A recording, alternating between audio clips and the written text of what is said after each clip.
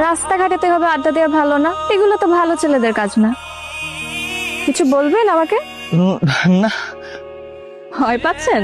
মুখে সাহস রাখতে হয়। যা বলবেন সোজা সাপটা বলবেন। মামা চলেন।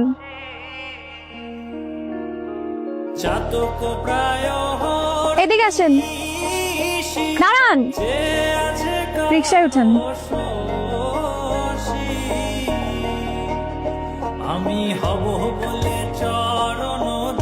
হাতে রাতে এখানে আসছো যে?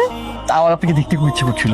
সারাদিন 5-7বার দেখার পর যদি দেখতে ইচ্ছে করে তাহলে তো মুশকিল। হয় না তো, আমার তোমাকে 5-7 বার দেখে মন ভরে না, আমার তোমাকে অগণিতবার দেখতে ইচ্ছে করে। বুঝলাম। তো এই শীতে যে শীতের কাপড় ছাড়া আসছো, এটা কি ঠিক আছে? তোমাকে দেখার পর থেকে আমার জীবন থেকে শীত, গ্রীষ্ম, বর্ষা সব চলে এসে গেলাম।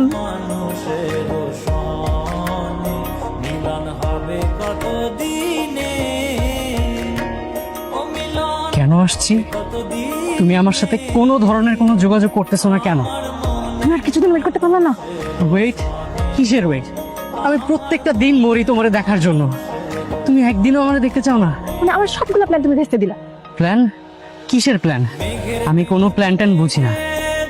তো ঝামেলা না করে এখান থেকে যাও প্লিজ, তুমি ওর সাথে তুমি প্লিজ একটু বোঝার চেষ্টা করো।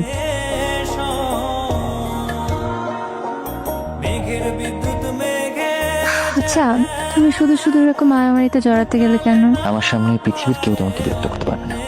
কিসের ভয়? আমার জীবনে এত সমস্যা, কয়টা সমস্যার সমাধান করবে? কিসের সমস্যা? ছোট থেকে ইচ্ছে ছিল ডাক্তারি পড়বো, বাবা মার ইচ্ছার বিরুদ্ধে সায়েন্সে ভর্তি হলাম। ইন্টারে ভালো রেজাল্টও করলাম, কিন্তু ঢাকায় যে মেডিকেল কোচিং এ ভর্তি হতে হবে, হোস্টেলে থাকতে হবে, কত খরচ। এত খরচ তো বাবা মা দিতে পারবে না। তোমার বই খাতা, কাগজপত্র, ওষুধপত্র সবকিছু ঠিক মতো নিছো? হ্যাঁ, আচ্ছা নিছো। আচ্ছা শুনো না, তুমি ওখানে গিয়ে কই থাকবে? হ্যাঁ, যার সাথে থাকবে সাথে কথা হয়েছে? হ্যাঁ, বলছো তার সবকিছু? হাজবেন্ডের সাথে কথা বলে যাচ্ছি। আচ্ছা দেখ, ওকে বন্ধুর বাসা ওটা ভালো, খুব ভালো। আচ্ছা শোনো না, ওখানে কিন্তু অনেক মানুষ থাকে বুঝছো, হ্যাঁ অনেক গাড়ি ঘোড়া থাকে, তুমি একদম ভয় পাবা না। আর একটু দূরে দূরে পুলিশ থাকে বুঝছো, যদি ভয় পাও সাথে সাথে ডাক দিবা, ওরা চলে আসবে তোমাকে হেল্প করবে। একদম ভয় পাও না, একদম চিন্তা করবে না। তুমি শুধু সময় মতো খাবারটা খাবা, যদি তোমার খারাপ লাগে তুমি ওষুধ খাবা, আর হচ্ছে একদম মনোযোগ দিয়ে পড়ালেখাটা করবা, বুঝতে পারছো? আর শোনো না, মানে তোমার যদি মানে একটু সময় হয়, মানে আমার একটু খোঁজ নিও বুঝছো, আমার তুমি ছাড়া কেউ নাই। তোমার আস্কারা পেপে আজকে ওই অবস্থা হয়েছে। তুমি জিজ্ঞেস করো, আমার সারা জীবন সঞ্চিত টাকা দিয়ে তোমার জন্য গয়না কিনেছিলাম, সেই গয়না নাই। আরে বেটা জুই কই গেছে সেইটা কো। জুই ঢাকায় মেডিকেল কোচিং এ ভর্তি হয়েছে। জুই তোমারে আলু দেখায় আর একটা পুলার লোকে ভাইয়া গেছে। হাজার পেতে পারবেন একদম। মেয়ের বাপ, এলাকার লোকজন সবে তোরে খুঁজতেছে।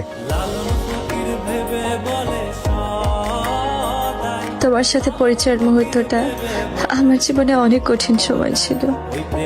অন্তিকের সাথে সম্পর্কটা বাবা মা মেনে নিতে পারেনি, তো তাই তোমাদের এলাকাতে আসতে হয়।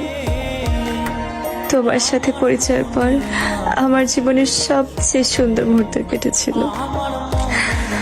তুমি আমাকে শিখিয়েছো কিভাবে ভালোবাসতে হয়, কিভাবে ভালোবাসার মানুষকে আগলে রাখতে হয়। বিশ্বাস করো, আমি সত্যি তোমাকে ভালোবেসেছিলাম, কিন্তু অন্তিক যখন ফিরে আসে আমি ওকে ফেরাতে পারিনি। কেন জানো? ওর সাথে বেড়ে উঠেছি তো, ও আমার প্রথম প্রেম।